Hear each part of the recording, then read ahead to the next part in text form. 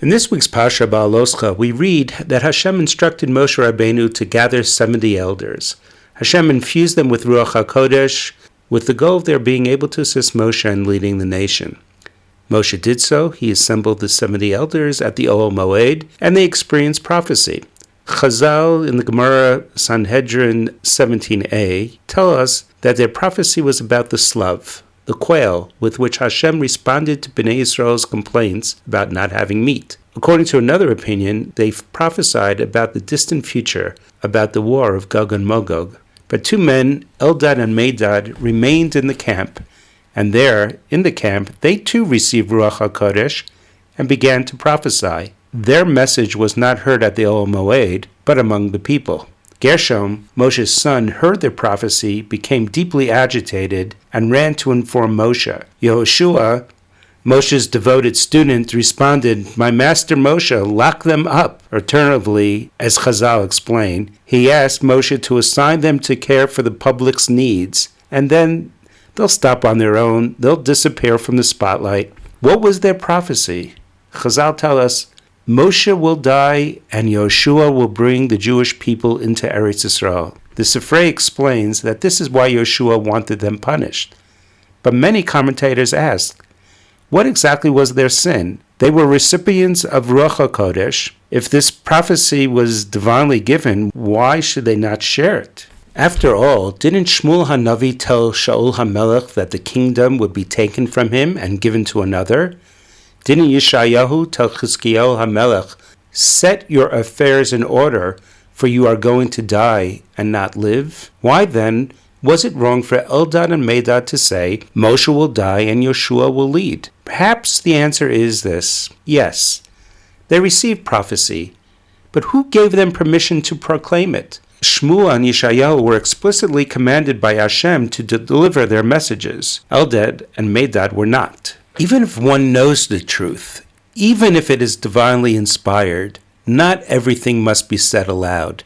Not every truth needs to be publicized. Even Moshe himself only spoke when Hashem told him, Lamar, say this to the people. As long as a prophecy remains unspoken, the future is still open. It is not yet sealed. But once it is declared, especially in public, it becomes entrenched.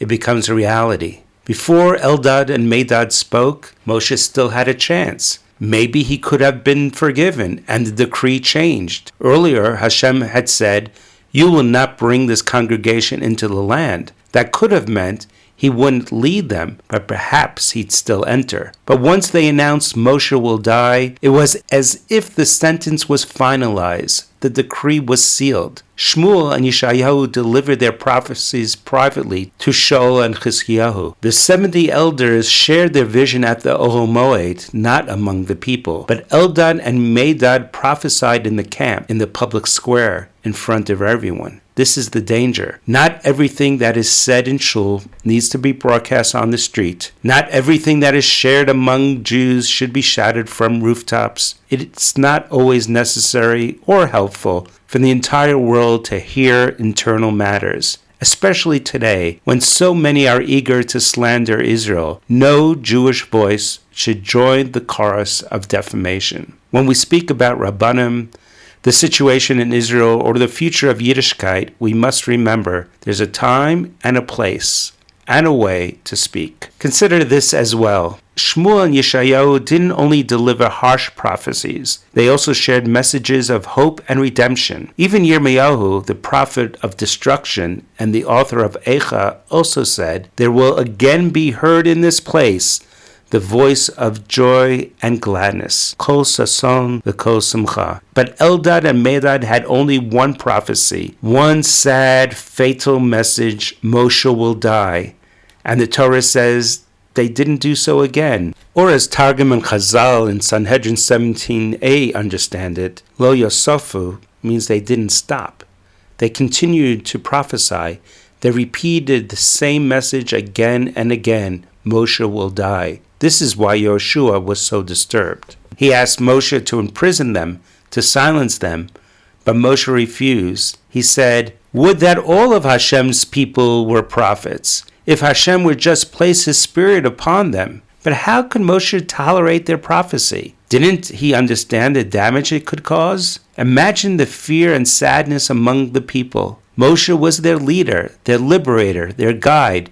He brought them out of Egypt, performed miracles, and protected them in the wilderness. What would happen without him? How would they survive in the desert? How would they reach Eretz Yisrael? But Moshe teaches us here, don't stop halfway through the prophecy. Yes, they said Moshe will die, but they also said Yehoshua will lead the people into the land. If you believe the first part, then you must believe the second. Hashem won't abandon you. The journey will continue. There is a future. In this same parsha, we read about the chatzotzros, the silver trumpets. They were sounded to gather the people to prepare for travel and to mark festivals and joyous occasions. They were also sounded in times of danger and distress, such as during war or national crisis, alongside the shofar. The Mishnah Rosh Hashanah 26b teaches, on fast days, 2 trumpets stood in the center and 2 shofars stood, one on one side and one on the other. The shofar gave a short blast, while the trumpets gave a long, majestic sound. Even in difficult times, when we blow the mournful shofar, we are still commanded to emphasize the triumphant, powerful voice of the trumpet. We don't deny the problems or the pain. We don't ignore the dangers to Jewish life or the challenges facing Eretz Yisrael and Torah Judaism. We blow the shofar, yes, but only short blast. The long blast is for the trumpets.